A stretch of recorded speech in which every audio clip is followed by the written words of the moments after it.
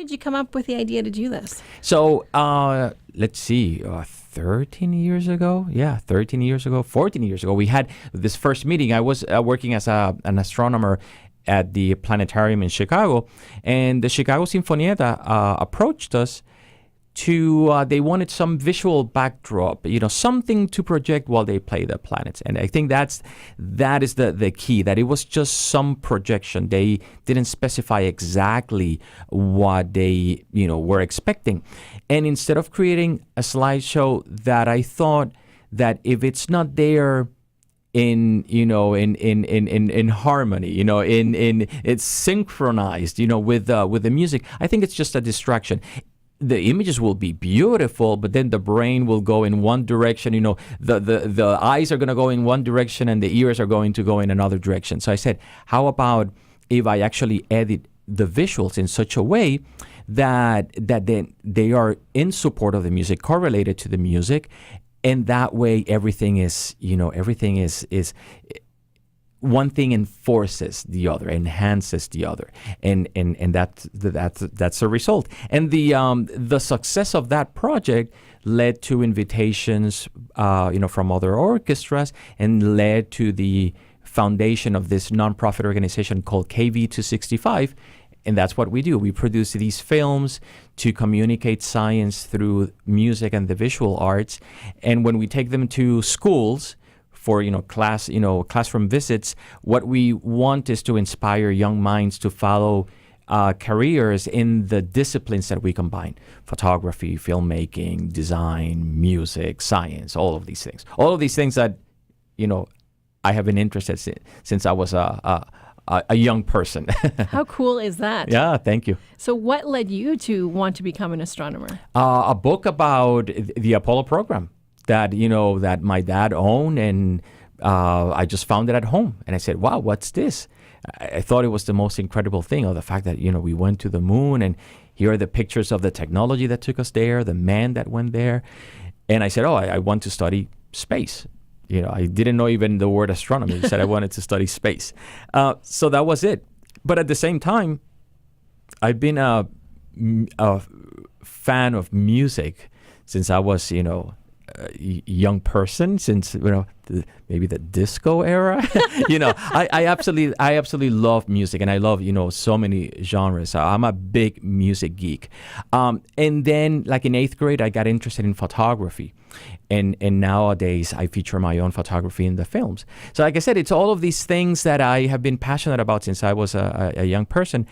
And then I ended up combining them professionally. It was never my master plan, but I got to combine all these things that I'm passionate about. So I have blurred the lines between work and play. When I go somewhere and people say, are you going on vacation or is this work? I'm like, how do I answer that? I mean, it's both. That is the dream. Right? Isn't it? Absolutely. So tell me about some of the most interesting places that this work has taken you. Let's see. Wow, of course, when we say interesting, of course, it's something that it's, exotic to you, right? Which is very subjective. It's depending on, who you are, right? In my case, one of those places had to be, Taipei, because it was it's so different. So far, the only concert in Asia that we have had, we have one in Singapore program for this summer, but to be outside one of the, they have this huge monument outside. It's a park. So to be, surrounded by this beautiful, architecture, and having, it was the planets projected on a big screen in front of 5,000 people. That definitely had to be one. And then there are other places, like Torino. Oh, Smetana Hall in Prague. So, not only I love, Dvorak and Smetana, but Prague is one of my favorite cities in the world. So to be in Smetana Hall presenting the planets, it was definitely a highlight. A wow moment. Yes, it was like, wow, it was incredible. So the educator in you, what are some of the reactions that you see in people's faces when they're taking in the music and watching this amazing imagery? So I think that one of the most satisfying things is to have people coming out of the hall and saying, I did not know that these things existed. Oh, I didn't know that Jupiter had so many moons. So the idea here is, these are not science documentaries. These are art pieces, but science-based art pieces. So the idea is to inspire people to learn more about what they see on screen. And the first step, and you do this in a very non-intimidating way, because anything or everything combined with music is better, right? So we're combining things with music, very non-intimidating. And now you're telling people, okay, these things exist. It's up to you to learn more. Go to the local science center, watch a documentary on TV, read a book. And then, of course, I come on stage and introduce the film or give a pre-concert lecture. And actually, we're going to be doing that here. So I have also the opportunity to talk to the audience directly and tell them about the films. But it's all about inspiring them to learn.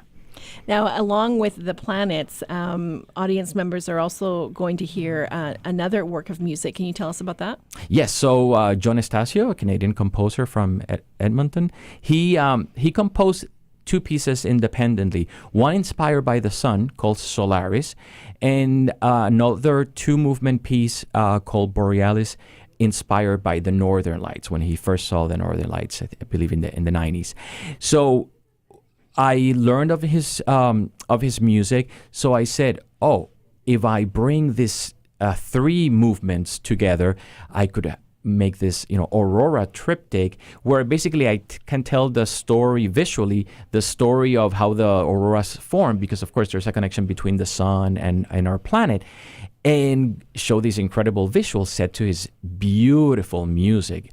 And so I sent him a link of the planets. I introduced myself. I said, this is what I do. You can see the planets, which we're, showing here. And I said, do I have your permission to use your music to make a film about the auroras? And then, of course, we'll get to not only promote the film, but promote your music. So he agreed. He said, yeah, your work is, beautiful. Go ahead. And then he was very pleased when he saw the film. Because the interesting thing about this, right, Holst has had his own inspiration, which is more astrology and so on. He's long gone. But now here you have a composer who has been inspired by a particular subject or subjects. And then here comes this astronomer / artist and makes a film based on his subject and his inspiration, but that comes afterwards, right? But it's the same thing that inspired him. So it's an interesting way going around, and now we have this film that it's about what inspired him, but he didn't had those sources when he wrote the music, right? He wrote the music from his personal experience of, wow, the power of the sun, the beauty of the Northern Lights. But now we have this film, and I have to say that the pairing of both, it's incredible. It's beautiful. It's one of my personal favorites because I did so much of the photography. All of the photography of the Northern Lights I captured in Yellowknife NWT and then edited to his music. Wow. And then he'll be here with us, for these concerts. This sounds like it's going to be such an amazing, amazing concert. And José, thank you for stopping by and telling us all about it. So if you want to catch this concert, there are two performances tomorrow night and Saturday night, 7:30. To get your tickets, go to wso.ca. And I should also add that they are doing a Friday morning matinee tomorrow morning at 10:30. And José, you're going to be at that one as well? I'm going to be there, yes. So these are just selections. It's a preview, if you will, of the full concert. So will we get a preview then of some of the images? Absolutely, yes. All right, so you know where to go this weekend. I highly, highly recommend this concert.